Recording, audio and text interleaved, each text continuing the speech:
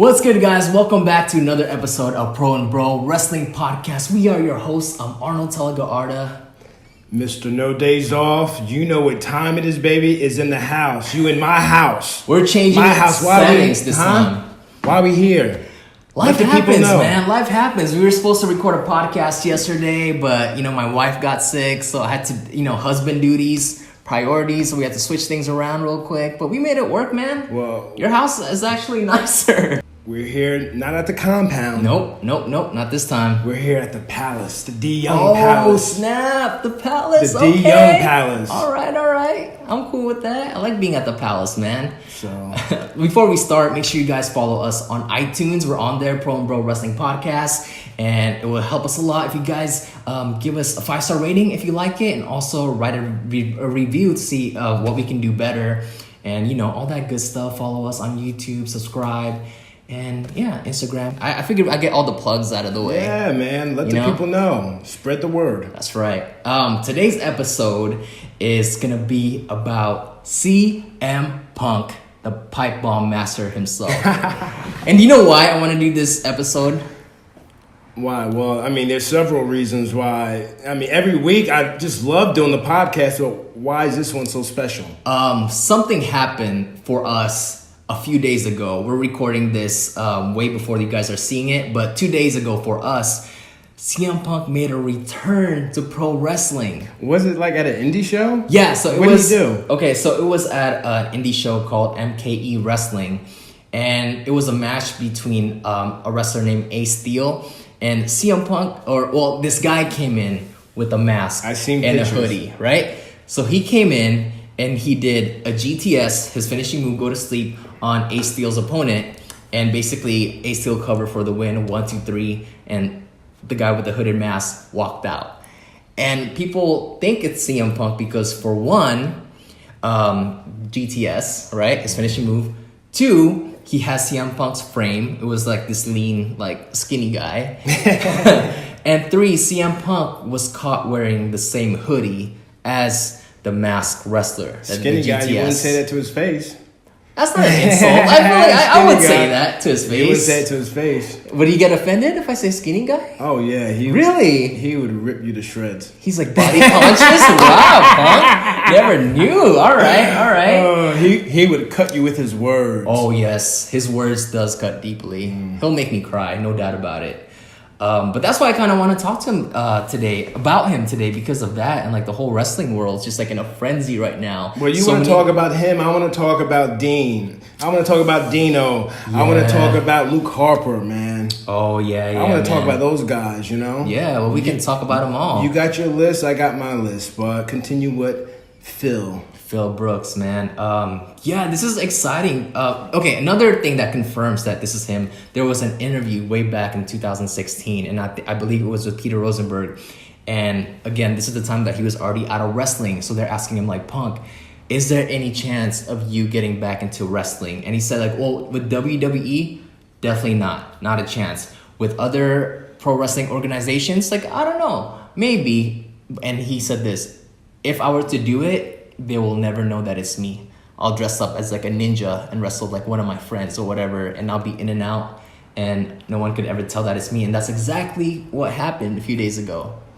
You gotta love this business. If you don't love it, man, then you have to hang up the boots, I think at the end of the day, he just has a bad taste in his mouth for WWE. But now that he has time to a few years to cool down and heal too, I'm sure he still has ill feelings to WWE, but not pro wrestling, right? Those are two different things. It can be two different things. Yeah, and money talks too.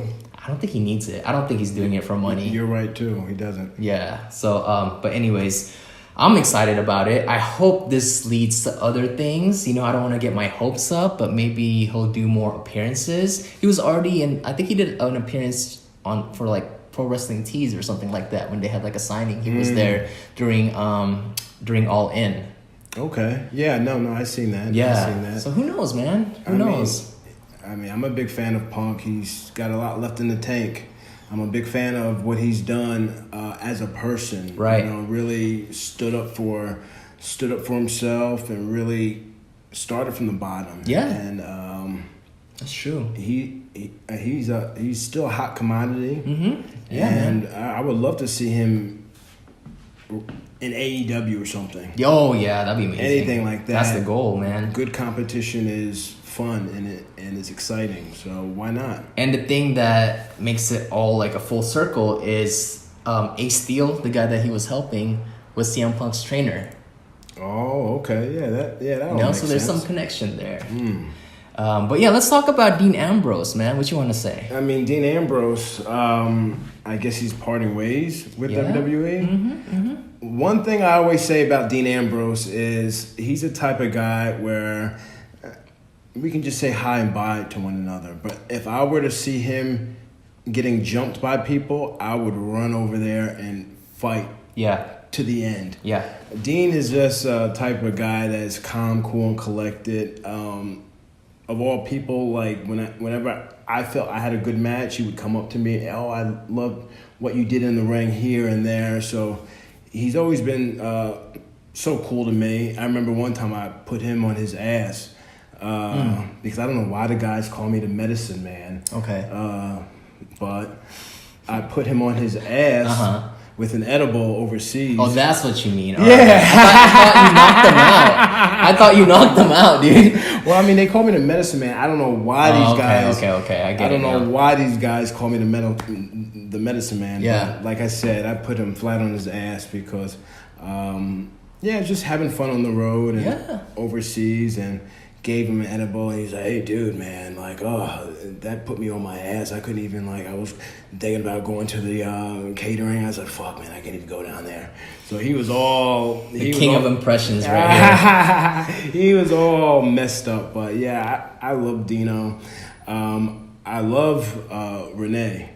Yeah, she seems Renee and great. him as a couple, I just adore, and I would fight tooth and nail for both of them. One thing I love about Renee is she always made me feel comfortable in interviews. Great. Anytime, live stuff, I'm nervous. She always knew how to calm me down. She just knew how to ask the right questions. And her and I are big fans of Chelsea Handler. Oh, she's funny, man. I like we're her. huge fans of her. So I hope this isn't the end for Dino. Yeah. He could end up, hopefully, AEW. They're going to hopefully be running shows in Vegas. That could be an area where they run a lot. Vegas every couple of months. So I could see him running that area, help promoting that area, AEW, and bring more awareness to wrestling, because I think he wants to, in my opinion, maybe just not do the 300 days a year on the road. I think he wants to do a limited schedule, because it takes a toll on your body. I mean, look at Nia Jax. She's out for a year. Right. I mean, with both knees. Right. I mean, come on. I mean, it takes a toll on your body. Yeah. They talk about off season. If they had one, they had one. But I'm not going for a off season. We need an off season. You just gotta take care of your body, and this is what you sign up for. We're a traveling circus. Yeah. So your body's gonna get beat up, and your body's gonna break down, no matter how good you take care of it. It's true, man. You're So- still human at the end of the day. Yeah, so I think Dino just maybe he wants to let loose somewhere else. With the way WWE is handling his leave, I get the impression that I don't know, in my opinion, I feel like he doesn't want to wrestle, right? Because WWE is sending him off in a big way, as if he's not gonna go to their competitor. Yeah. If he was gonna go to AEW, why would, or wrestle for other companies, why would WWE already mention before WrestleMania Dean Ambrose will leave WWE after WrestleMania, and they give him this huge platform for the last night of the Shield? Why would WWE do that only for him and not other wrestlers? I know it's so weird. It's so weird, but I'm glad that they gave him a good sending out. And don't forget, maybe Seth And Roman said, "Hey, we want you to leave out, on a high." Yeah. Because if you leave out on a low, it could make them low. Because Right. look at Seth. I mean, Seth was very emotional. Yes. Every time they get together, Yes. Seth is very emotional. Yeah. He doesn't want Dean to leave. And I remember maybe when Raw went off the air a couple weeks ago, Seth was on the mic and the people were saying, "Please don't go." Yes, I saw And that. Seth was like, "Guys, I've already tried that." And I know they probably all tried that. Like, Yeah. why are you going? Why are you going? We need you. We need you. So I can't get in Dino's head. I can't get in John's head. Right. But I just know from being around him, he maybe wants some time off. Okay. He maybe wants some time off, or maybe he wants to wrestle somewhere else. But whatever he does, I'll always support him. Yeah. Because he support me and Renee supports me. That's great, man. You know, I can't imagine Dean ever being in a good mood. He just seems like very mellow, very chill, but I can never imagine him being excited or happy. I'm sure he is, but he shows it in his own way. Yeah, he shows it in his own way. He's very like he's got those jokes, man. But it's like dry humor, though, right? He says it in a monotone voice. Monotone voice, yes, exactly. You called it. So I just love being around that because I'm the guy that sits in the middle of the bus. On tour, I think, did we talk about that? About me being on tour where I sit on... Oh, yeah. On the tour bus. Because the back is the party. The back is the party. He's in the back party and I'm in the middle. So, yeah. Yeah, man. Well, good luck to Dean wherever he decides to go. He's gonna do great. And like I know Dino and Luke Harper are really good friends. Oh, cool! I didn't know that. I don't know if they might have wrestled each other in CCW or, these are guys that are some of the best in the business and some of my favorites to work with. Dino and Luke Harper. I always said when I was in the ring with either Luke Harper or Cesaro, I always felt like I was in a real fight, a competitive fight. I always felt like, they would block some of my stuff and then I would have to fight for it, and that's what it's all about. Instead of just giving stuff and taking stuff, you actually felt like you were in a fight. They make it seem grimy, right? Yeah, grimy. And I just love that. Two guys, I love being in the ring with Cesaro and Luke Harper. So I would love to see those guys wrestle off and be happy, because that's what's very important. Happiness is the most important thing to a lot of these guys. I could see them doing AEW or ROH. Who knows? Yeah. But I mean, I guess they asked for their release for a reason. Because did Luke Harper ask for his release? He did. So there's a reason behind it. So. Yeah, and Luke Harper seems like such a great guy because the first time I heard an interview of him, I was so surprised that it was Luke Harper because his voice doesn't match how he looks like. His voice sounds like this nice gentleman, like this proper gentleman, and his words are so crisp and he's so great at telling stories, and he has a very gentle voice, and it's so hard to picture that face with that voice, but it's cool, man. And I think this year he might have been a little discouraged because the WrestleMania prior to this, he won the SmackDown Tag Team Championships with Eric Rowan, right? And this year he wasn't even on the card, but he was wrestling WWE Fan Access. Okay. And he had this caption, I believe it was on his Instagram account, saying like, make something along the lines of making the best with what they give you, right? Always giving them 100%, and he was very proud of his match and Access. But yeah, I'm sure like he'll do well wherever he decides to go. Absolutely. He's a treat. He's a treat to be in the ring with. I'm glad that treating the night off. Yeah, I'm glad that he got a singles push with the IC title and a tag team title. So he's in the record books. I think Chris Jericho is a big fan of him too. Sure, Huge I can see fan that. of him, and I've seen it backstage too. So he could be, bringing in the guys, and this is going to be a story I feel that will be talked about for years to come. Yeah. In interviews about Chris Jericho is the mastermind and like taking this person, that person, Neville. Jericho, I think he's the man. He's the man because look at everything he's doing. Everything he touches is a success. It's gold, you know? yeah. He's got that Midas touch, and guys 47, 48 years old still Right. do moonsaults. What the fuck, man? The lion salt, man. That's amazing. Yeah. That's amazing. He can still go, and he's always evolving. Always evolving. Right. Jericho used to be so open in interviews talking about how he loves putting new guys over until people knew him as that. So he kind of took it back.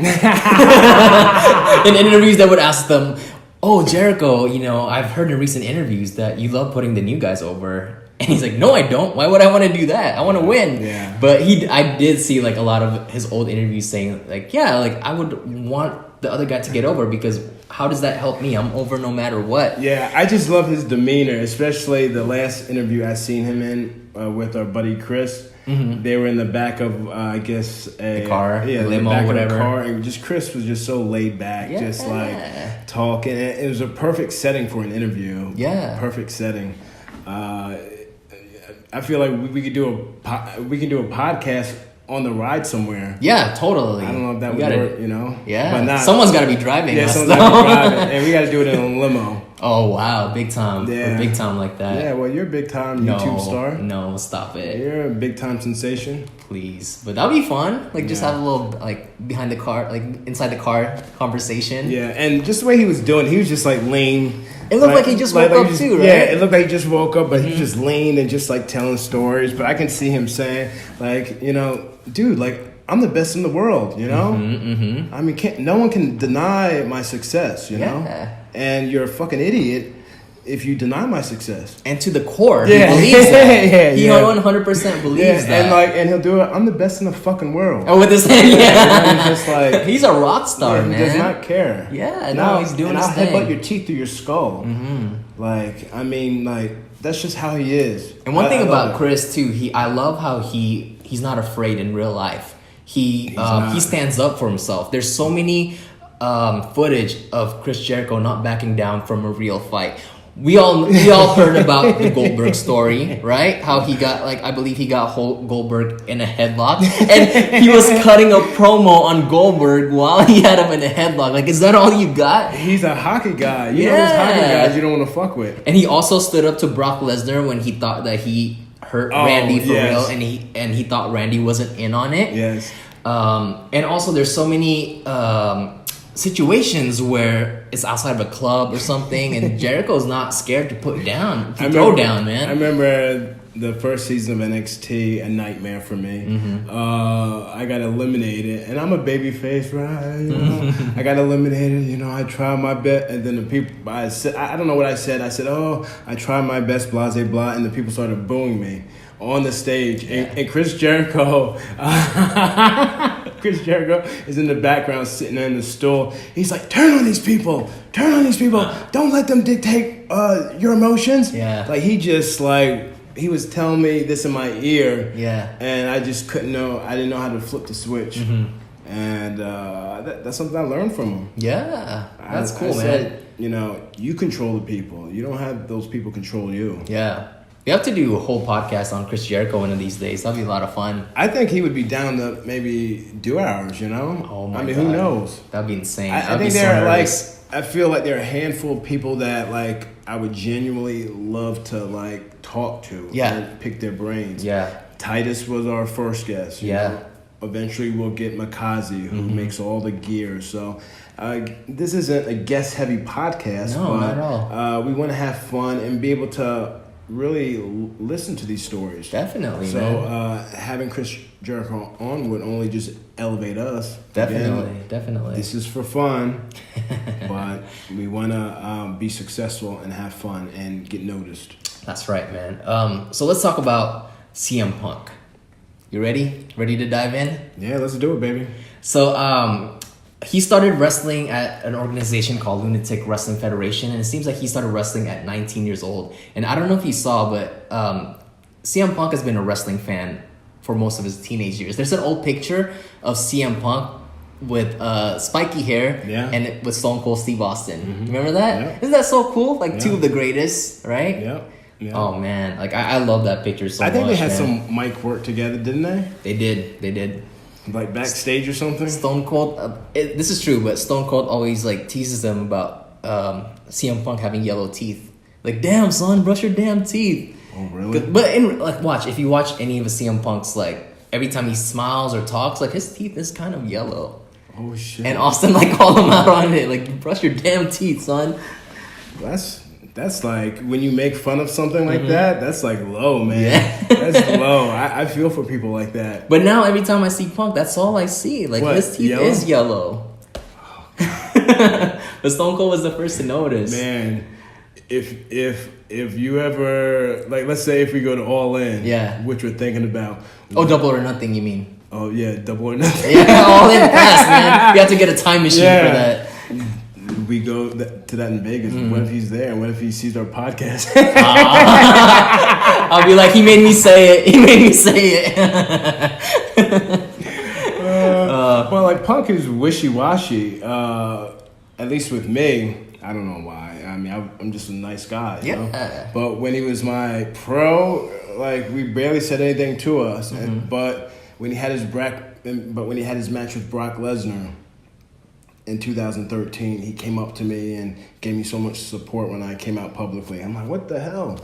I told you this before. I don't think it's ever about you. I just think it's whatever mood he's going through that day. You know, like a lot of things in WWE pisses him off. Yeah. So I think that's it, man. And I'm sure he didn't like being a pro on NXT. You know, especially at that time, he wanted to do something more. So that's why he was such in a bad mood. I'm sure.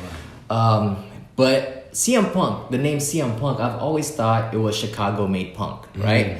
Until I found out that it's actually called Chick Magnet Punk, because apparently And that's from him.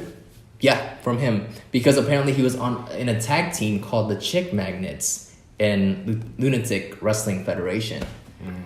So yeah, that's where he got the name CM Punk, and since he got trained again, like I said, with Ace Steel, and the place was called Steel Domain Wrestling. Have you heard of that? Steel Domain Wrestling, no. But yeah, he trained there, and that's actually where he met Colt Cabana. Yeah, that's his boy, you know? That's his boy. They've got through some ups and downs, man. Through a lot of ups and downs. I don't know if they're friends. That's weird, right? Yeah, I don't know. That's so sad, dude. Like, do you know the whole story behind that? Because I know, okay, so jumping ahead, you know, after he left WWE, he wanted to be on Colt Cabana's podcast to share with everyone what he was going through, because Colt Cabana was his friend, and they went through a lawsuit together. And as far to the best of my knowledge, Colt Cabana sued him because he claimed that Punk never paid for his lawyers when Punk said he was going to. Is that what happened? Something like that? Yeah, that's what I read. I hope they're friends, man. I hope they're still friends, because that's very sad if like they ended their friendship like that. Yeah, I don't know if they're still talking. Oh, that's horrible. Yeah, I don't know that if sucks. they're still talking, but I mean, who knows, man? Who knows?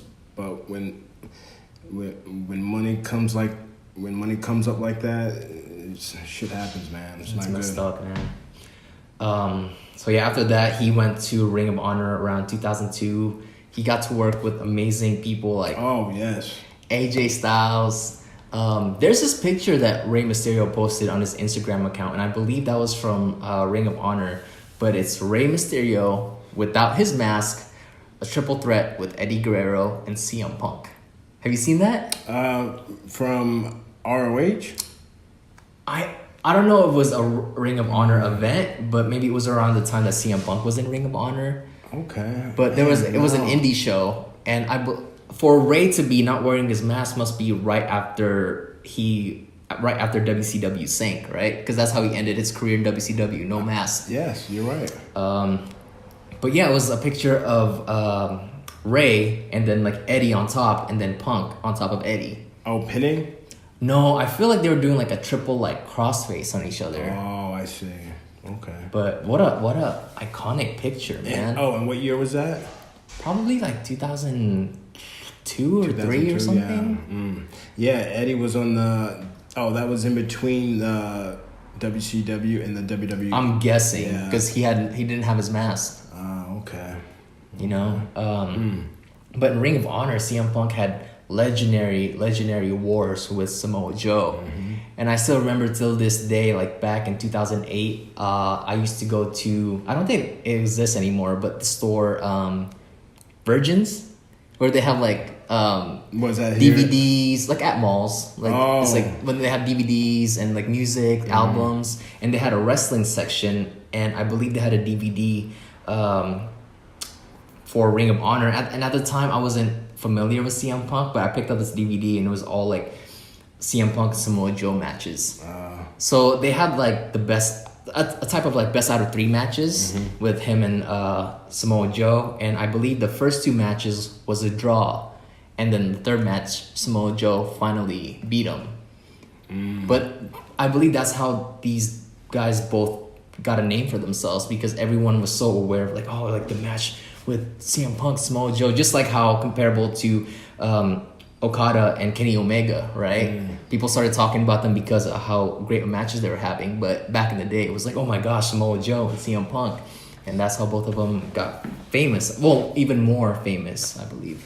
You know, I remember when I first moved down to Tampa, Florida, me and Roderick Strong were like neighbors. Oh, wow. Oh, yeah, I remember you said that. We were like neighbors, so I would always go to his place, and like, I was a big fan of him, big fan of his work. I would always take his ROH tapes and like, hey, can I borrow them? Yeah. So I can kind of steal some spots, because no one owns anything in wrestling. Sure. Yeah, so people do it. You know, people steal stuff and kind of make it their own. So I would take his DVDs and study those guys, study CM Punk stuff, Samoa Joe, and AJ Styles, and all those OGs. They're OGs now. Oh, I know. Isn't that crazy? Yeah. Time flies by so fast, man. Time flies by crazy. I love CM Punk's old look with the fighting shorts. The fighting shorts. That's what they're called, right? Yeah, and I think that pissed him off too when Brock started wearing it, right? Yeah, well, he was more pissed about the fact that Brock was allowed to have sponsors on his shorts when CM Punk was the first one to ask Vince. Like, Vince, I have some sponsors, can I put them on? And Vince like, oh, pal, like, we'll see, pal. Or like, he told him no, and then later on, he saw Brock having it, and he went to Vince like, what the heck, man? And again, he's like, oh. I don't know, man. I can't do a Vince impression. No, man, that was great. You just sound winded. Yeah.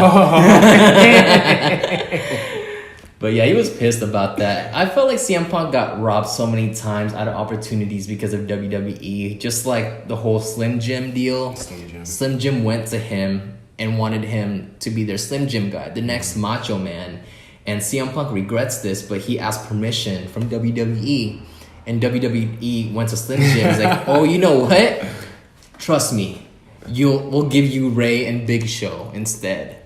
And that's when CM Punk kind of learned, like, man, I better not. I will just do it and apologize later, man. Like, don't ask for permissions anymore. Like, same thing with the shorts, you know? But, man, his relationship with WWE is so rocky, man. Yeah, I mean, WWE's the revolving door. Like, if he were to come back, I think it would break box office sales. Yeah, it's best for business, you know? I don't know, but yeah. But I believe CM Punk was the world champion at Ring of Honor, and around that time, he got an offer from OVW to join, right? And then he actually signed the OVW contract during a Ring of Honor show, like in the ring. Wow. Yeah, and he turned on the people. Like he turned on ROH? Yeah. Wow. Like at first, he got all this smarts or whatever because everyone was sad to see him leave, and he did this emotional speech and turn on them saying like, I'm leaving for the big time. And it was great. CM Punk makes wrestling believable. Around that time, my own story with CM Punk, or no, I don't have a story with CM Punk, but my own memory of CM Punk, the first time I saw him was during the Ruthless Aggression era. And I told you this before, they had so many amazing talents. Shelton Benjamin, CM Punk, Jeff Hardy. But that era kind of took me out of wrestling, almost took me out of wrestling because of how stale it got with constantly John Cena versus Randy Orton. Rematch, Randy Orton versus John Cena. Let's settle the score. John Cena, Randy Orton. It's always Orton, Cena, and Batista show, and they didn't utilize all the amazing talents that they had. But yeah, it's, you know, around that time was when he broke into WWE, and CM Punk, he wanted to change his appearance because he believed that Vince loved big guys, which is true. And I don't know if you remember how he looked like back in his early OVW days, but he gained like a lot of like mass. Sure. But yeah, man, he did his things OVW, and I think he had a little chip on his shoulder because he thought he should have gone to the main roster already. Oh, so You know? how long was he in developmental for? I don't know, man. Maybe a year or maybe Yeah. less than that. Mm. But I think he was like the OVW champion too, right? Yeah, I'm sure he did it all down there really quick. Were you around the same time with him? No, I got signed in 2009. I think he was already there. Oh yeah. That's true. Yeah, I think he was already there. He might have been like 05 or 04 in OVW. Yeah, and he also probably did. He when he came up, he started with ECW, right? Yeah. So that was like his first introduction, and I don't know if this is his debut, but the first time I saw him, he cut a promo on Shannon Moore, because you know how Shannon Moore has that punk rock Yes. look, and I just saw him saying that, oh, like, you're a poser to Shannon, like you're not a real, like, you don't live the real punk rock lifestyle. I'm legit. I'm CM Punk. And he was already over in ECW before his first match, like when they showed like the package for him. You know, everyone was already cheering for him. Oh, okay. So yeah, so they were anticipating his debut. Huh? Yeah. Yeah, I think I remember that. I remember seeing that live. And you know, I think CM Punk is such a iconic wrestler because I believe he paved the way for all independent wrestlers to get into WWE. I agree. I believe that he was called the king. Because there was a time, you know, they were looking for guys 6'5", 300 pounds. They were looking for big guys. They weren't looking for guys under 200. They weren't looking for the indie darlings. Yeah. So I'm not the biggest, but I'm not the smallest. True. It's true. Sorry to cut you off. No. But yeah, he was the first one that paved the way for all these like wrestlers like AJ Styles to have door open to WWE, and he was called the king of indies or something like that, right? But yeah, man, right off the bat when CM Punk came to ECW, he definitely like caught my attention because of how real he seemed. Like around that time, I felt like wrestling felt so scripted to me that when the first time I heard CM Punk talk, it took me back to my childhood days when I felt like wrestlers weren't given a script. Oh, yeah. Like when Sean and Kevin would just talk, and I just felt like they were being themselves, and like the red light goes and they just tell them to go, you know? I've seen Punk in Gorilla or anywhere backstage, and I've seen him like look at something and just say, I'm not saying this shit, and like just like ball it up. Amazing. And then like the music's hitting, you know? Would the writers panic? Would you see their reaction or no? Yeah, they sweat like crazy, man. Sweat. Profusely. Do they get mad at him when he gets backstage? No, they're like cutting their eye over at Vince. They're cutting their eye over, like they don't know what the hell's going on. Yeah.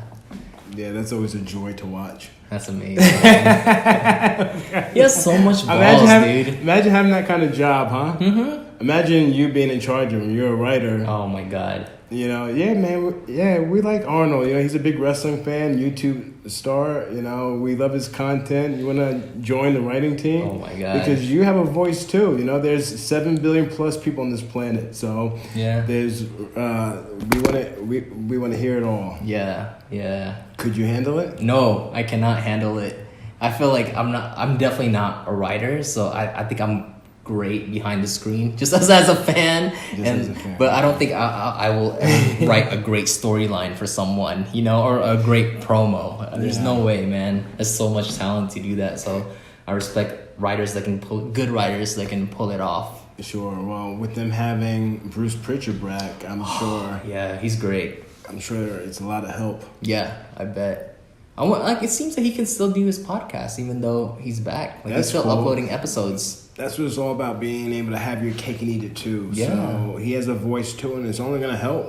WWE because fans that are loyal to his podcast can kind of in the comment section maybe put their 2 cents, and he can talk about it, or he can get ideas from the fans. You know Conrad Thompson, right? Like, you know of him, right? Yes. It's funny. They were talking in Bruce Pritchard's podcast, Something to Wrestle With, and they're teasing the idea of like, oh, Bruce, what if you get into the Hall of Fame?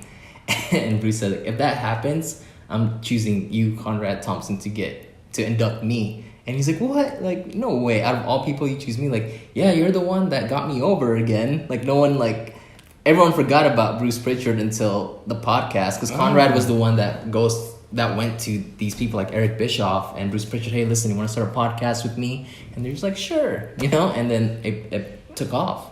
That's pretty cool. Isn't that cool? So I guess maybe when I get inducted, I can get inducted a few times. I can get inducted as a Nexus. Yeah. I can get inducted as a primetime player. Yeah. I can get inducted as Make Darren Young Great Again. So that's 3 rings. That's true, Booker man. T has 2, right? Yeah. A lot of these guys have 2 rings. Yeah. So I can have 3. Oh, man. Yeah, that's true, man. That's true. There you go. 3 times.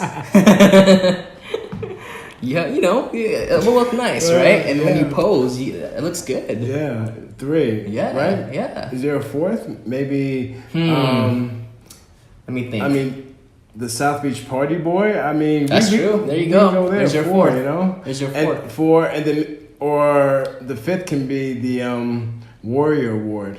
Oh yeah, no, that definitely should happen, man. Man, that's 5 rings. That's 5. Killing the game, man. Killing the game. You never know, man. You put it out there in the universe and watch. A few years we're gonna be watching this, and you called it out, man. But yeah, man, like CM Punk did some amazing work in ECW. I believe that's when he started making a name for himself for the mainstream fans. And I was so happy when he won the ECW championship. That was his first world championship in WWE. And he had a lot of good matches with John Morrison. I think there's been a question, like, how would CM Punk have done in the old ECW? Oh. You know what I mean? Yeah. I think that's been a question that's been asked before. Maybe towards Paul Heyman. I think he would definitely be able to adapt, but I feel like to that hardcore stuff, if it gets down to it, he can adapt, but I'm sure that's not what his favorite style of wrestling is, right? Because I think he said in an interview, like, oh, if ECW was how it was back then, people would be getting injured all the time and breaking their bones. You know? So, I don't know. In ECW, there was no wellness policy, so... I don't think he was, like... I'm sure he was a fan, but I don't think his goal was ever to be like, oh, man, like... I don't think he looked up to ECW wrestling. To more... Like, he looked up more to New Japan. Excuse me. New Japan style. That was his thing. His ideal goal getting into a business was to go to Japan, be a star, and go back home in Chicago and live a normal life and not get asked for autographs. But he wants to be a star in Japan, but go back home and live in his bubble. Yes. That's what he wanted to do, man. Damn, I've seen him at 5 a.m., 6 a.m. at the airport. Wow, if I saw him at an airport, I would leave him be. What have you seen? You're a celebrity yourself. No. Who have you seen at the airport that you went up to? No one. No one? The only person that I saw in the airport was Prince Albert. Prince Albert? Yeah, oh, okay. But he was I was downstairs and he was in the second story pulling his carry-on. I would have yelled something. Nah. I would have yelled something. I was too scared. I remember I was on the first class flight with Queen Latifah. Oh yeah, you told me that. That's right. And I was like a little kid, man. I was starstruck. I bet. And she was with her girlfriend, and she kept looking over at me. She was smiling. How old were you at this time? Oh no, this was like maybe WWE already. Yeah, this was a year and a half ago. Oh jeez. So I was just starstruck, and I asked after the flight if I can get a picture with her, and stuff just got chaotic, so I didn't want to bother her. But did it happen though? The picture? No, man. No. I'm idiot. Idiot.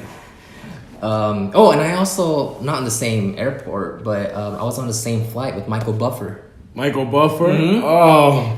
But at the time I was like 11, and he was doing the announcing for the main events of WCW. Oh, I love Michael Buffer. Yeah, he's great, I man. love Michael Buffer.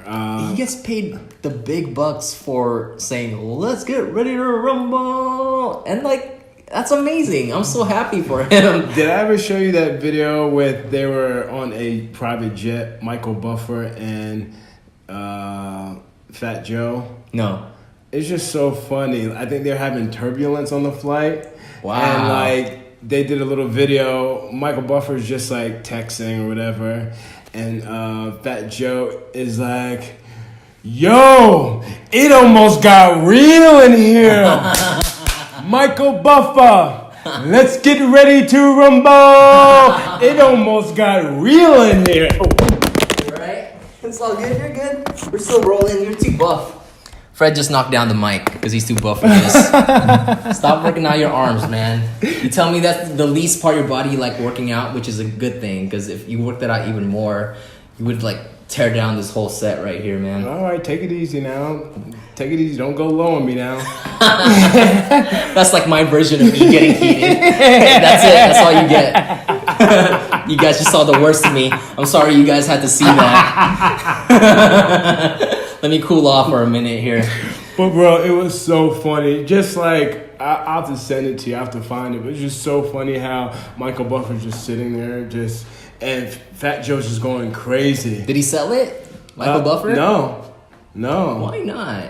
But like people around, like Fat Joe was like this, you know. Yeah. But Fat Joe was going crazy. I was cracking funny. up.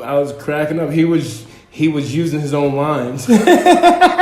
That's so cool, man. But I would have been like Michael Buffer because I'm like calm, cool, and Yeah. collected. And then when the red light's on, I'm like, Yeah. That's what Titus said about you. yeah, he's Yeah, right. man. He's right. I traveled with him so damn much, man. So you know when CM Punk was around ECW, he spent a lot of time with Paul Heyman. Paul Heyman realized his work ethics. You know, he was the first one in, last one out, and Paul Heyman was always rooting for him, which kind of became a curse for Punk, because Heyman would constantly go to Vince and the writing team WWE and go, "What about CM Punk? What about CM Punk? What about CM Punk?" And when they hear that so many times, they're kind of like, "Okay, definitely not that guy," because you just keep on like shoving him to our face. Yeah, but I mean, Paul Heyman's a genius. Oh, man. I know he is, but I guess like the people in charge of WWE felt differently, because Paul Heyman kept on saying like, why isn't this guy on TV? This guy should be on TV, and he was rooting for Punk all the way, and because he was rooting for him too much, WWE kind of hesitated on him.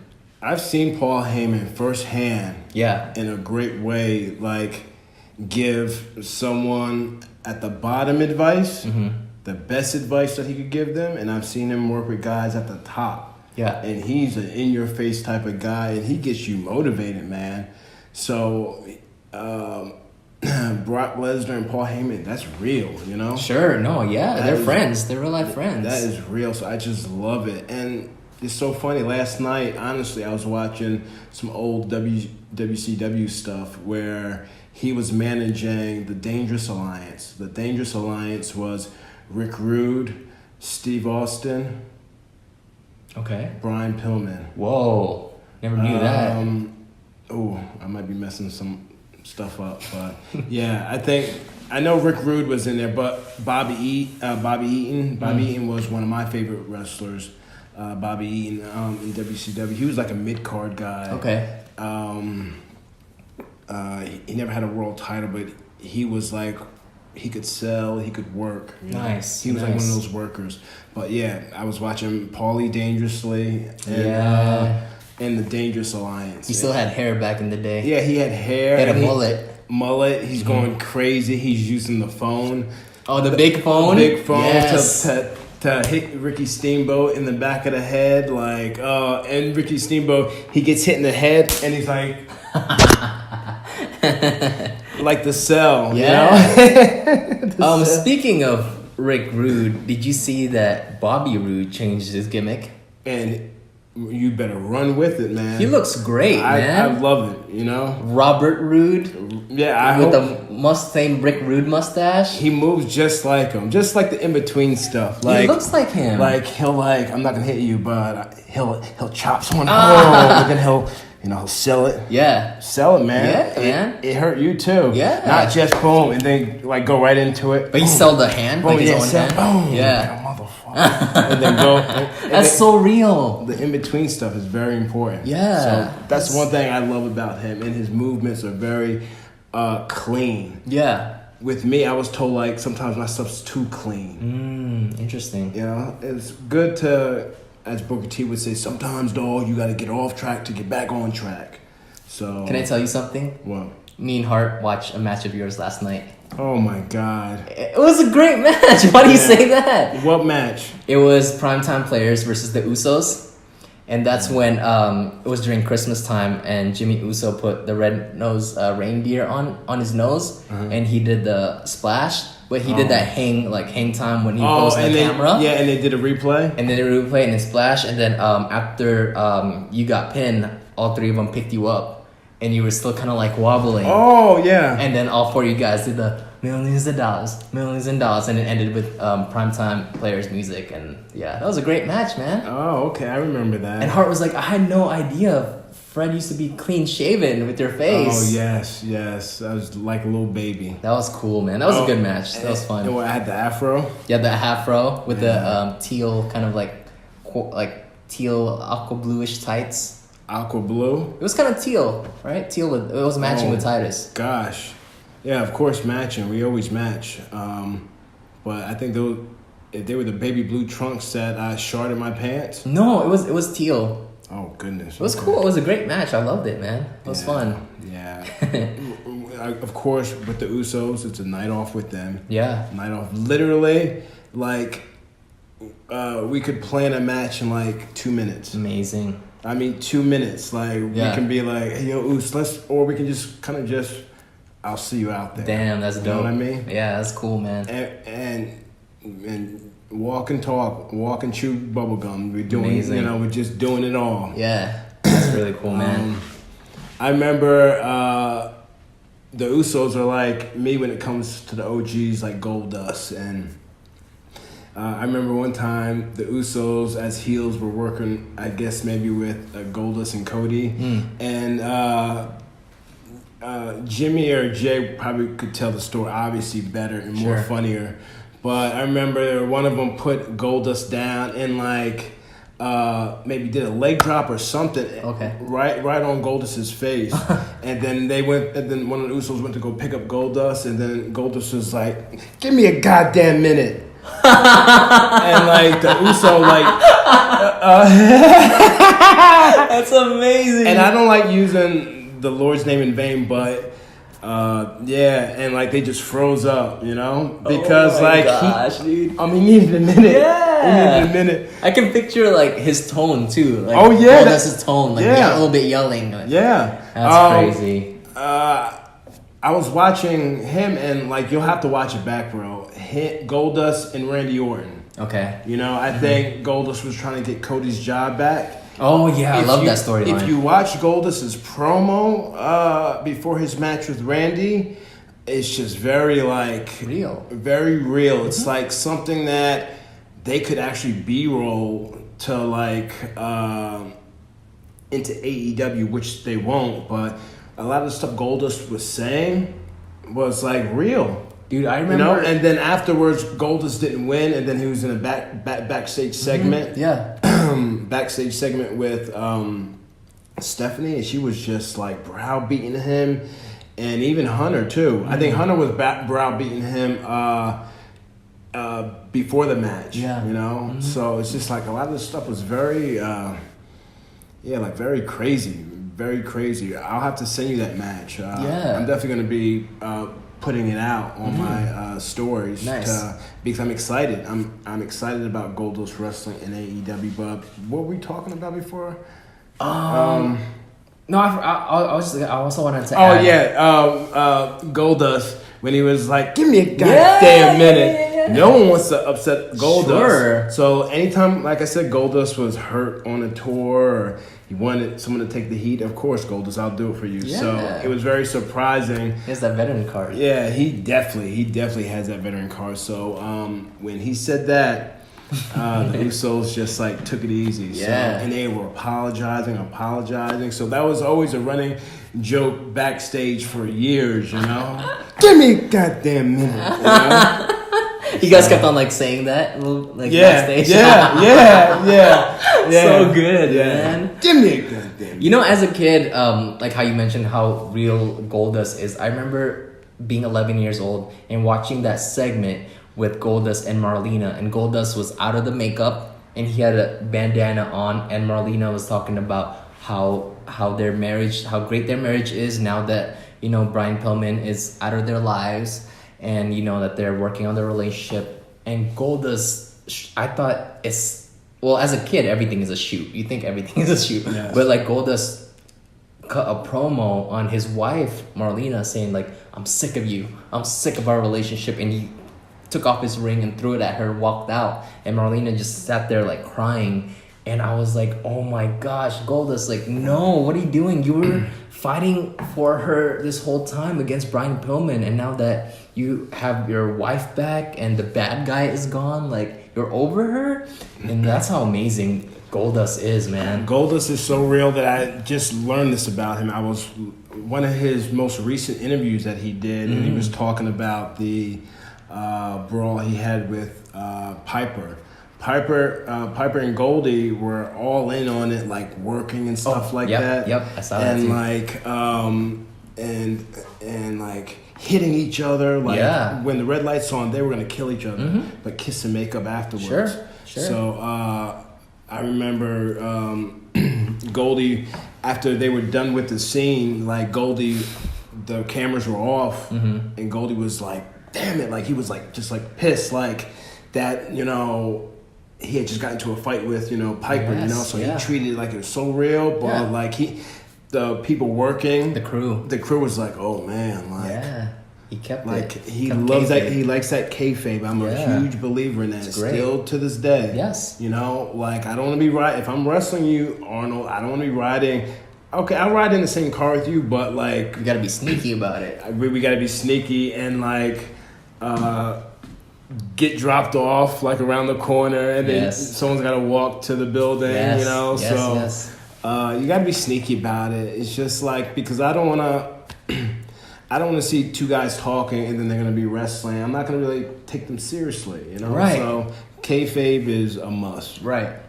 Back to CM Punk and his ECW days. You know what? It's crazy, man. He was supposed to defend his championship against Chris Benoit. Like, that was going to be Chris Benoit's next match before the incident happened. Isn't that crazy? Wow.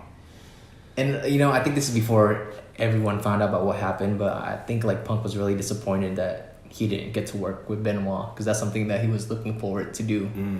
But that's intense, dude. Yeah. The whole situation. Yeah, I was actually recently watching a few Chris Benoit matches because his intensity was just always incredible. I was watching him and Randy because I love watching any match Randy's in.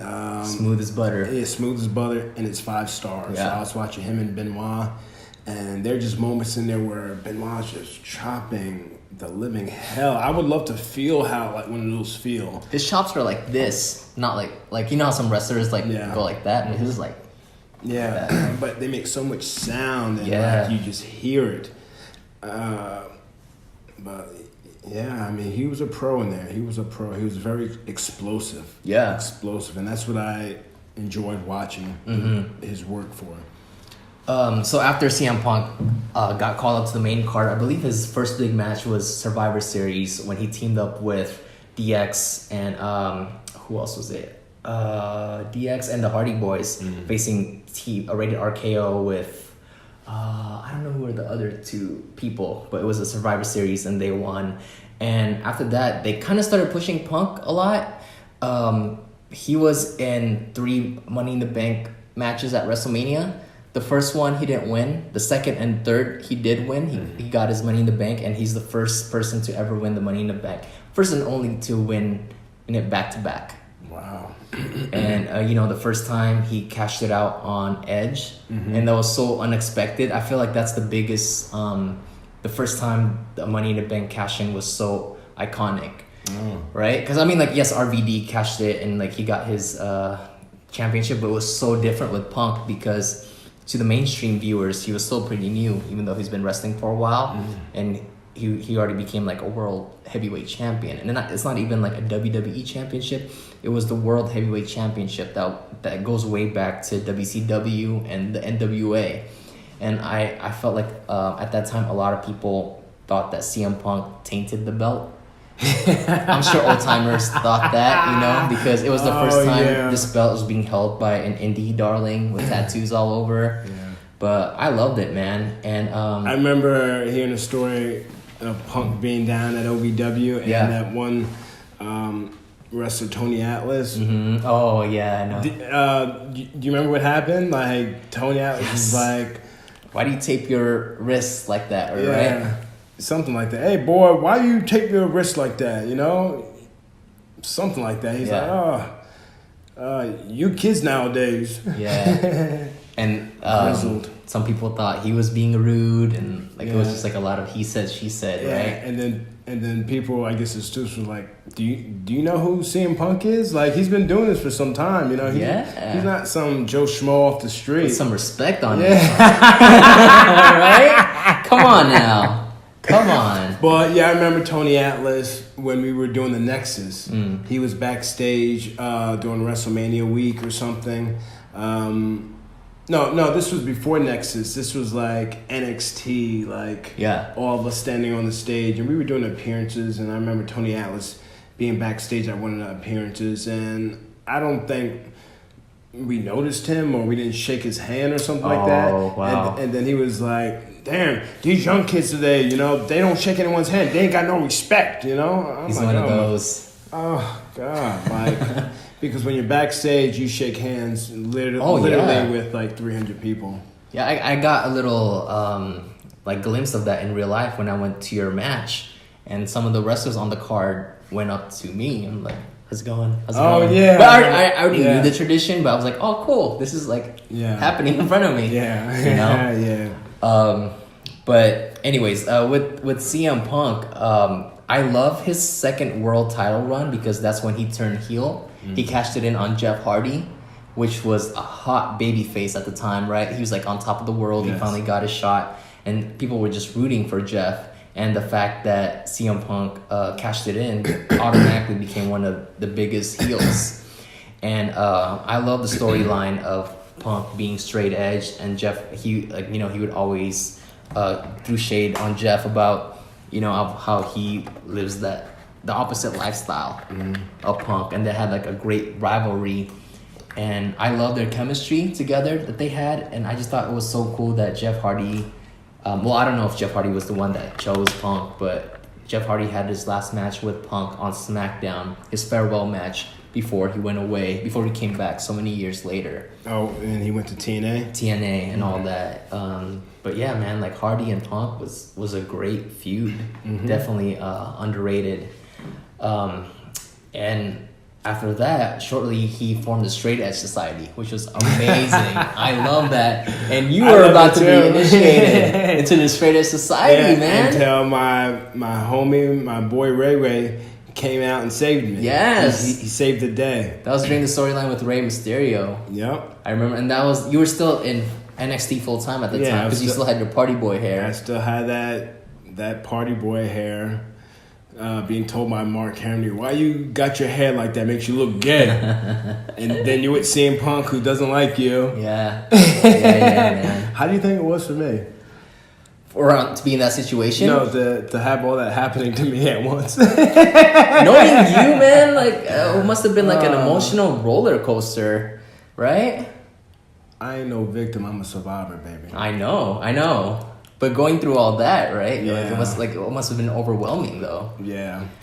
Oh, big time. Yeah, big time. But that's I love the whole Straight Edge Society, and I wish they would have rolled with it more. And Punk felt that they cut that too short. You had Festus, Gallows. Gallows, aka Luke Gallows. You had Selena, right? Yeah. I believe Selena? that's her name. She was really cool too. Yeah. Serena. I think And it was Serena. that it worked, man. They got so much heat. Like fans literally, like especially in live shows, like non-televised shows, like they were like hating Punk. You would see like old like footage of CM Punk during these live shows, and everyone in the front row was just constantly saying things to Punk out of hatred. And Punk was like, "We got him. We got him right where we wanted." Yeah. And he had that match with Rey Mysterio with his family. Yes. Oh, with Dominic and stuff No, like that? with it was Rey Mysterio's daughter's birthday. Oh, okay. And then Punk came out and interrupted them, and Punk sang this eerie version of Happy Birthday to Rey's daughter. And it was really cool, man. I liked it. And they had like a match at WrestleMania. Rey went over, but it was still a great match. And I think that was the WrestleMania that Rey dressed up as an avatar.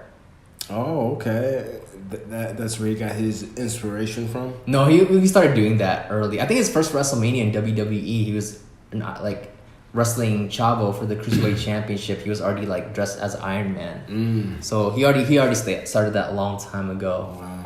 Yeah, but yeah, man, like that epic back and forth with Rey, it was so good.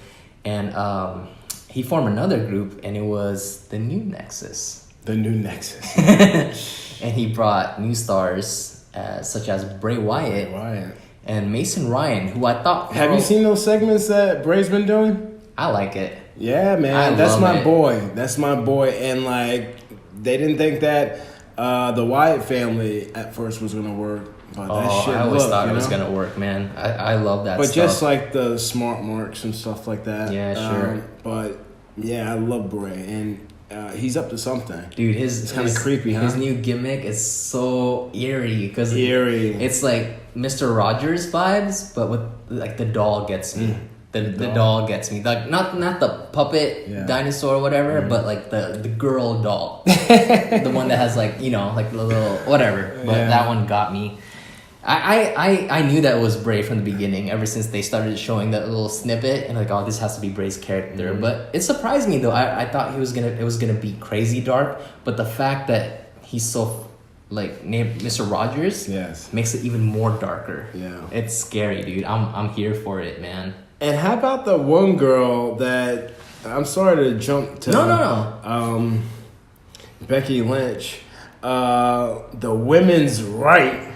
I didn't see that. What happened? Yeah, they've got this girl. I forget what her name is. But like her move is like the woman's right. Oh, okay. And like she's been coming out and attacking. Becky Lynch. Yes. Like she's in like a long dress. Sure. And, like, yeah. The name is slipping from me right now. Yeah, I've been seeing that, but. Because I watched Raw recently, and I seen her. I was like, oh, that's pretty cool. The women's right. Yeah, she's great, man. I remember in the Royal Rumble, she was actually the first entrant. Oh, yeah? She was because she cut that promo walking down the aisle. That's when she kind of made her debut almost. Oh, okay. But she did really good at the Rumble. Like, she did a backflip that the camera didn't show. What, they messed up the camera? No, someone was coming in. The countdown was happening. Oh, I see. She did a backflip. I see. But yeah, I just love I just love how that sounds. Yeah. The women's right. It's cool. I dig it. It sounds catchy. good. Yeah. A t-shirt too. And I think I know like they're throwing her into like the main event already, but I think she can handle it. She's really good, man. Yeah, I like Lacey, is that her name? Oh yes, Lacey, man. Something like that. But like she's I said, amazing. I just noticed that, so I thought that was pretty cool. Yeah, it's true. It's true, man. So after Punk did the New Nexus, he got injured, and later he decided to leave WWE, which I believe was a shoot, and that's when he dropped the infamous pipe bomb, which was so amazing. Again, is this when apparently Ryback hurt him? No, before. This is when he sat down on the ramp. Oh, okay. And he cut a promo. He cut a shoot on WWE, and John Cena saying like, John, like, here's the thing, like, I actually like you, but you're like such a kiss ass to Vince. Like the biggest kiss ass other than you would have to be Dwayne.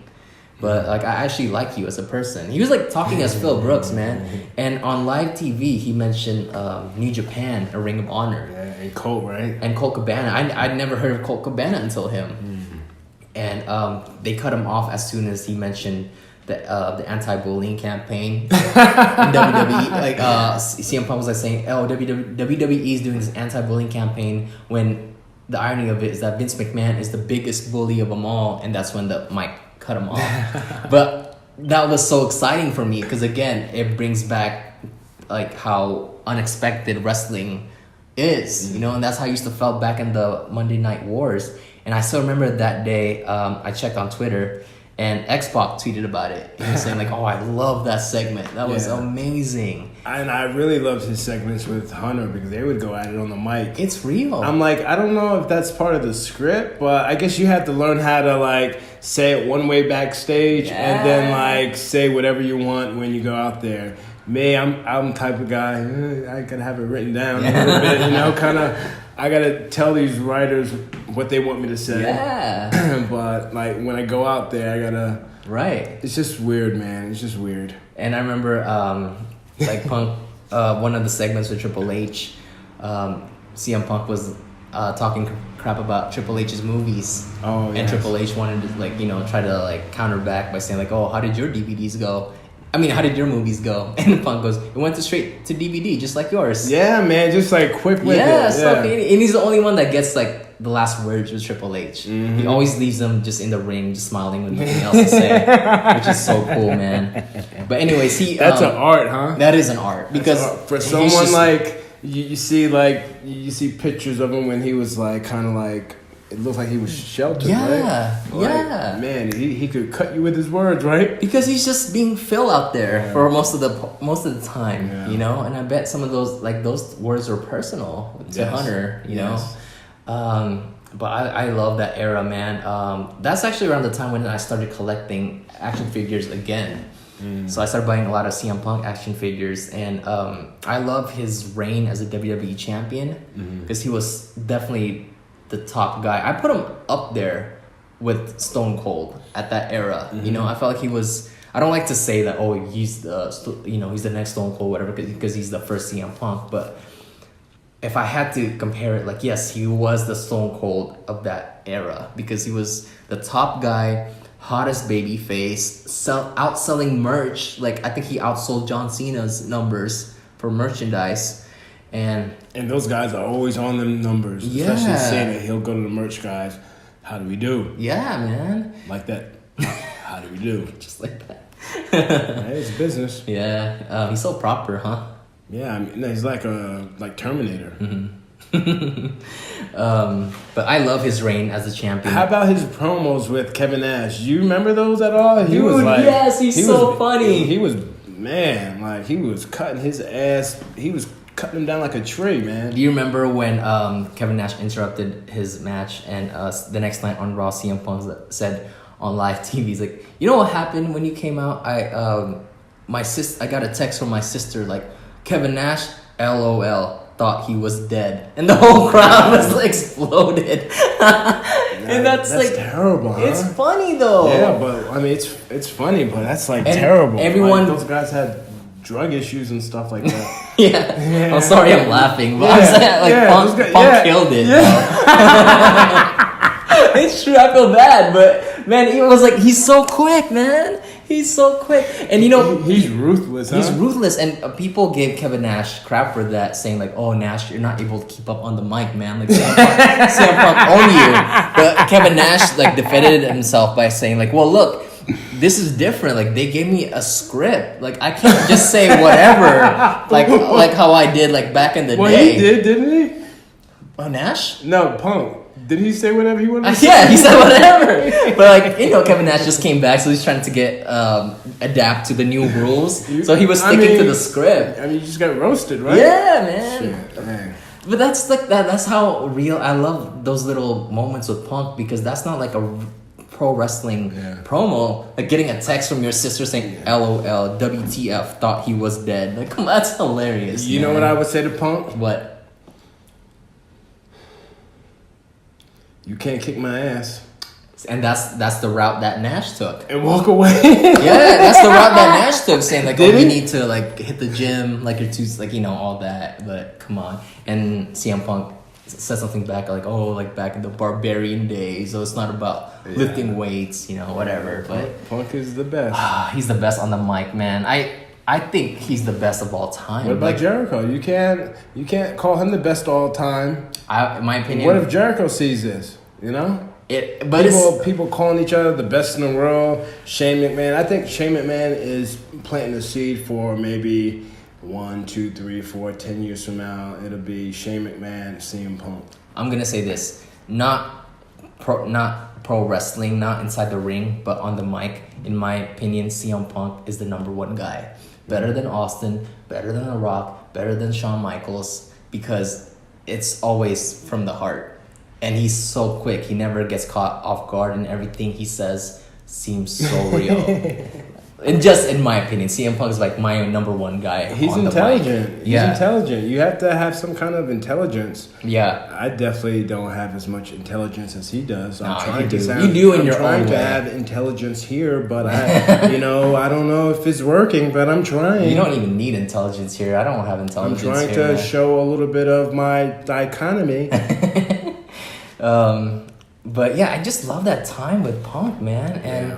his reign as WWE champion was iconic.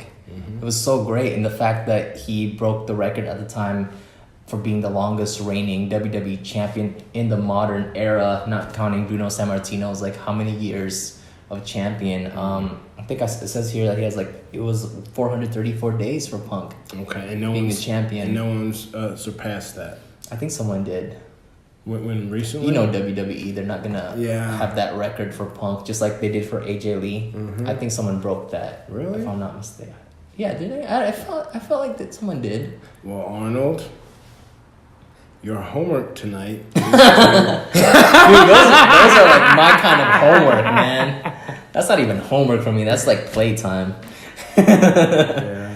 Yeah, but maybe you're right, huh? I don't think. Yeah, now that I think of it, no one's has been a champion long. Oh, I know. No, for sure. You know who it is? Who? Brock Lesnar. Oh, okay, that's right. Yeah, so that's That's right. yeah.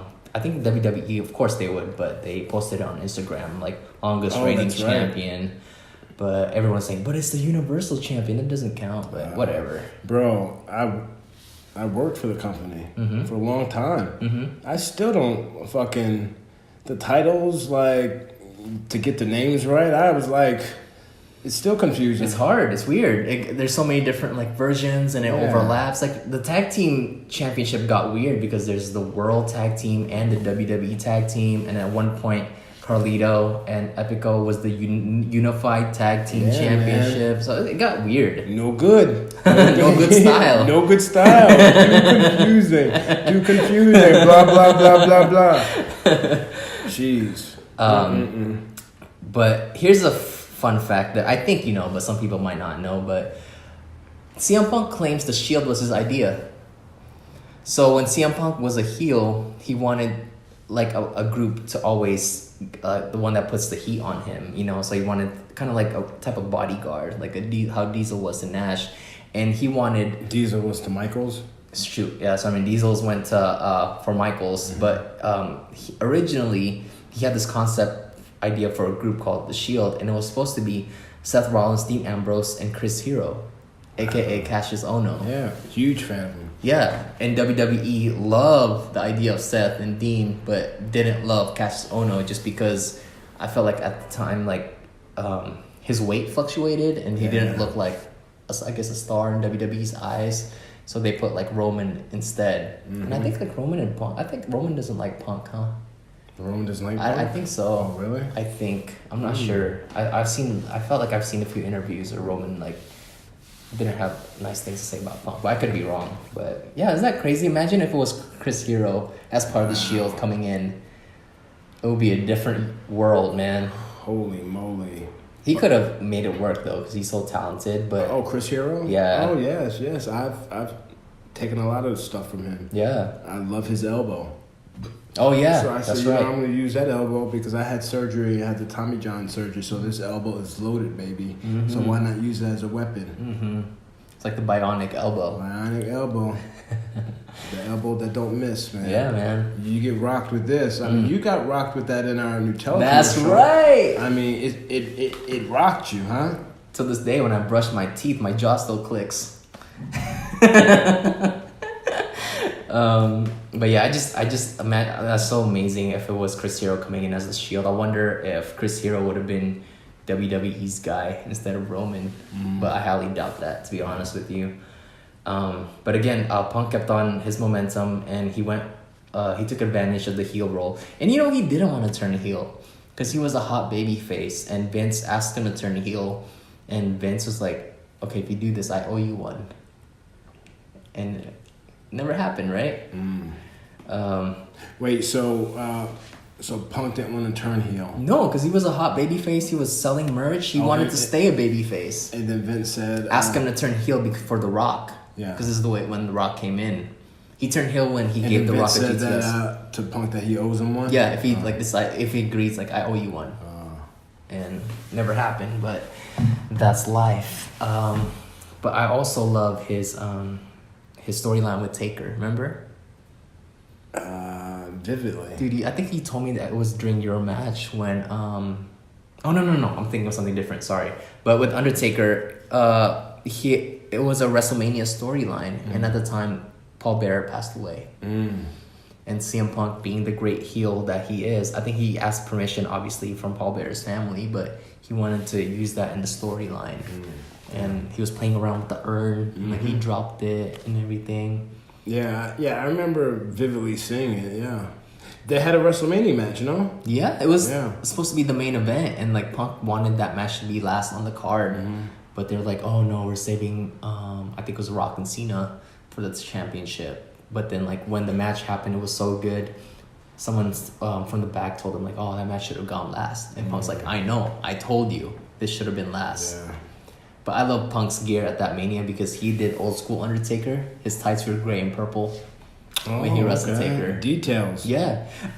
Punk went through a stage where he, almost like Zack Ryder, he mimicked his gear off of like his favorite wrestlers.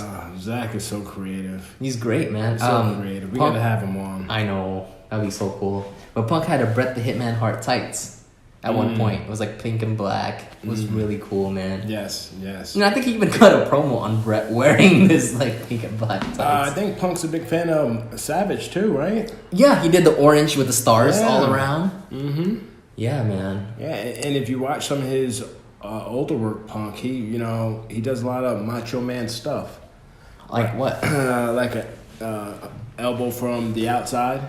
Oh, okay. From the inside out, off the top rope. Mm-hmm. The diving elbow. Yeah, okay. So little stuff. He's Macho Man-ish. Macho Man-ish, yeah. Yeah. We all want to be Macho Man-ish to a certain extent, right? Ooh, yeah. Talking like that, I wish I could just be in the locker room with him. I would probably beat up his ass, like just following him and listening to taking his voice. notes and everything. You know, I know his brother. Him and I used to work out at the same gym when I was living full time in Tampa. The Genius. Oh yeah. He really talks like this. It's so. Have you ever seen the Genius? Those gimmick interview? days. But that's how he actually talks. Jeez, man. Like whoa! But you remember the Genius? Yeah, right? I do. Yeah. And the full on like graduation hat and Yeah, everything. but that's how he talks, man. Yeah. So crazy. Talking back about Macho Man, Scott Hall said that he was so insecure. Macho Man was so insecure about himself. He'll be like, Scott. Randy Orton's like that too. Really? Yeah, he's like that too. But Scott Hall will be like, hey, nice boots, Mach. And Macho Man will be like, why? What's wrong with them? He's like, no, I'm just saying, like, nice boots. Yeah. And then at one point, Macho Man, I'm not gonna even try to do his imitation, but Macho Man went to Scott Hall and he's like, you know what? It's just not fair. And Hall's like, what are you talking about? It's just not fair. Like, all the chicks want you. And then, like, Hall's like, Mach, like, you can get them too. Like, you don't even know how over you are, man. And he's just like, it's just not fair. Like, you know, so he didn't see him in that light, himself in that light, which is so interesting. But, like, the match, the legendary match him and Ricky Steamboat had, Yes. that they say is, like, one of the best Intercontinental Championship matches. Well, they did that match so many times, and I'm sure they went over it because Ricky Steamboat mentor of mine. Is very long-winded. Like when you do his wrestling seminars, they're very long. So imagine Ricky Steamboat being very long-winded, Macho Man being very like detailed movements and stuff like that. I'm the same way, like Savage. Like I mean, I gotta sit down with you and get something mapped out. Like, so it can work. Yeah, man. But I remember like that match. I think Ricky Steamboat said that Mach was such a perfectionist that he was like over his head, like too much in his head about it, and he would literally want every move to be like, if something goes wrong, like he'll panic a little bit, you know, which is interesting, man, because it looks so effortless. Yeah, yes. I mean, Savage, just his movements alone, he's just very unorthodox. Yeah. Huge fan of him. Huge fan. I just wish I would have met him. He's on the list of wrestlers I wish I could meet. Sure. Him, Owen Hart, Yokozuna, guys I wish I could actually meet him. True. And have shared the locker room with. True. So after CM Punk's like hot run with the championship and being a heel, he got injured and he came back. And when he came back, I think that was the worst time in CM Punk's life because he didn't like his position in WWE. He didn't want to be there. He was just like in tag team matches with Daniel Bryan against the Usos. Nothing against them, but I just felt like he was over it already, and especially his health. I believe he had like a staph infection, and the whole lawsuit of him telling the WWE doctors saying that he has this, but they didn't take it seriously. Therefore, he shot it in his pants, right? And you know, he definitely just wasn't happy to the point where he told Vince like, "I'm out of here." And he was supposed to wrestle Triple H at that Mania, and they were trying to convince Punk to stay.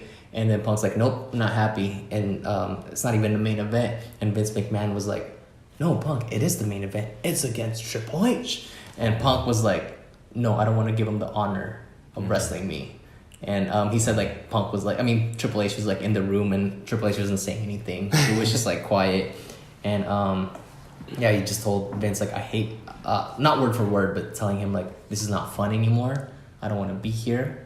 Like he just asked for his release. I don't know if he asked for his release because Punk claimed that he got fired on his wedding day. Like he got the papers like on his wedding day. And on a podcast with Stone Cold Steve Austin, when he had Vince McMahon as a guest, Vince apologized live on the air on the podcast saying, "Oh, I apologize for CM Punk to Phil that the papers got sent on your wedding day. That was like a miscommunication with whatever department." And Punk was like, "I call bullshit on that because with so many people in WWE, that was a calculated move. There's no way that they would like have that kind of mistake." I agree. But ever since then, he stayed true to his word, and it's 2019 now, and he's still not in WWE. But we all know he pursued other things, UFC, and he, you know, I admire him for going for it. Hey, you gotta have balls. Yeah. I said you gotta have balls to get locked in a cage. Because it's no joke. It's no joke. You gotta have balls. So for him to get in there, and it was probably a dream of him. Yes, yeah. And a dream of his to live out his dream. And a lot of UFC fighters, like Conor McGregor, gave him like his props, like respects him. Like, Conor gave him props. Yeah, he did. Like, I respect Punk for going in there and just not talking the talk. Did you see Roman Reigns say, "Oh, there's room for Conor McGregor in the cruiserweight division"? I heard something about that. Oh no, I thought it was Bobby Lashley that said it. Bobby Lashley said that? Yeah, saying that. Oh, I thought Roman said that. Maybe they both said it, but for sure Lashley said, I can see him in the WWE, but I don't think he could win a major title because he's too small. So that was weird for him to say. Like, come on, Bobby. Too small. Like, come on. Stop what do you mean it. too small? Stop it. Yeah, that doesn't make sense, man. Not anymore. Yeah. Too small. Anybody can be a champion. Anybody. It's true, man. I mean, Kofi Kingston stayed true to his track, and 11 years later, right? But yeah, he also pursued acting as well. I think I don't know if I showed you, but I saw this random like horror film trailer that it was like CM Punk's first movie, and like he loves horror films. He loves The Walking Dead and all that. Oh, he likes that. Yeah, stuff? he was actually on The Talking Dead, like an episode. Talking Dead? You know what that is, right? No. It's like, so The Walking Dead premieres the show, and after the show ends, there's a Talking Dead, which is a segment of the actors on the couch talking about the episode that everyone just saw. So he was actually there. He's a huge fan, and I don't know. Yeah, it already got released, but he also worked on his own comics for superhero. Comics, So he's been into that world. He's a comic nerd, right? Yeah. That's Yeah. cool. That's cool. I got family that's into comics and stuff. Yeah, I never got into it myself. Yeah, I mean it's cool. It's Yeah. cool and everything, but Yeah, but it's such a like unique demographic, right? Like this whole like the Comic Cons and everything. Yes. Like CM Punk's huge on that. they're fun to go to. Yeah. They're definitely fun to go to. I'll be at RuPaul Comic Con Mm-hmm. in late May, so that'll be an experience. Dude, you gotta go to like WrestleCon one of these days. WrestleCon, yeah. That'd be interesting. When you have like a signing or something. Yeah, I think WrestleCon. Where's that held at? I don't know. Never been. Maybe New York? Is it around WrestleMania weekend? Yeah, Okay. exactly. I was trying to get on that bitch, but I had other obligations out here. Yeah, man. Next year, maybe you won't be as busy. Next year, I think we should definitely go to Tampa for WrestleMania. Stay at Titus's house. Oh my God. You know, That'd be crazy, man. Yeah, we should definitely go. That'd be fun. If I'd have obligations here, Sure. yeah, we could have definitely went out there because Mhm. Titus will hook it up, you know. like Titus you will always hook it up. say. And also my guy Marty Miller, I'm sure he could have hooked it up probably like the day of with WrestleMania tickets because he does like he puts people where he needs them. Sure. So that would be cool. That would be like a last minute decision. Yeah. But we'll make it work. Yeah, man. And who knows? Maybe Double or Nothing, right? Double or Nothing. With Cody and Goldust. Yeah, I'm gonna work on that because I really want to see that. Oh man, that's amazing. I really want to see. I want to see Goldie in there. I say, Goldie, you got 2 damn new knees. I better see some lightning speed in that ring, and I'm looking for you and Cody to go draw. I wonder if he's gonna 60-minute draw. You want to draw? 60-minute draw. So Man, they can. I don't want to draw. So they can wrestle again. What do you mean you don't want to draw? I want like a clear decision at the end. Well, that clear decision can be a second match. So I have to wait. Yeah, you have to wait. But if we were going, like I'm there. I want it to happen there. It's storytelling, baby. I It's guess. storytelling. You don't expect it to go a draw until like, oh shit, 59, 58, 60-minute draw. I get it, but as a fan, I hate. Oh, okay, so we're in the meeting right now and you're disagreeing with me. No, see. This is me. You don't as think a, it's gonna work? Me I think it's gonna work, but as a fan, Our draw. I don't want to see a draw. That's what Dusty would want. I don't. I get it, but I don't like pay-per-views that ends in a draw. That's why I get so many please. like of my hopes up in WCW when they have these big matches and it always ends in a run-in. Like, come on, man! Like you waste you invested like 30 minutes of your time and then like, oh, really a run-in? But I get it. For the long haul, I know it's storytelling and it's for the greater purpose of the storyline. But I'm being selfish and I'm just thinking of myself. I would want a clear decision. Well, guys, in the comment section of this video, Here we go. let us know. Do you want to see a draw? Would you like to see a draw? Would you like to see Goldie? You always be Goldie to me. You can call yourself The natural You can Dustin call yourself Rhodes. the natural Dustin Rhodes, all that stuff. You're still Goldie to me. Just like you're gonna keep calling me Darren, I'm gonna keep calling you Goldie. I expect you guys to go 60 minutes. Well, after that promo that you just cut, I think that's the best time to wrap it up, man. The career of CM Punk. The career of CM Punk. Which is, I hope it continues on in some shape or form, whether it's inside the ring or outside the ring. I just want everyone to succeed, and I'm a big fan of people doing what they love to do, whether it's wrestling or pursuing other, ventures. And even though I always bring it up in interviews, he was a little rough around the edges, Phil CM Punk Brooks, but he showed me lots of love when I came out publicly. And for me, that's all that matters. He's a good guy in my book. And CM Punk, I just want to say thank you for the ice cream bars. That was a good call. That was a good call. We all needed that. So hats off to you, sir. And that's it, man. Thank you guys. This is a fun episode, as always. Very fun. And I just love how, yes, this episode is about CM Punk, but I just love how we always talk about other things in pro wrestling tying in to CM Punk's career, you know? Yep. As always, guys, don't forget to follow us on iTunes. Give us a 5-star rating if you like what you hear, and write a review for us so we know what we can do better. Don't forget to subscribe to our YouTube channel and follow us on Instagram at Pro and Bro Wrestling. Oh my God! What the is heck? that? Salute the great. Wow! And salute the great. You just tore the eardrums of all our listeners and cut.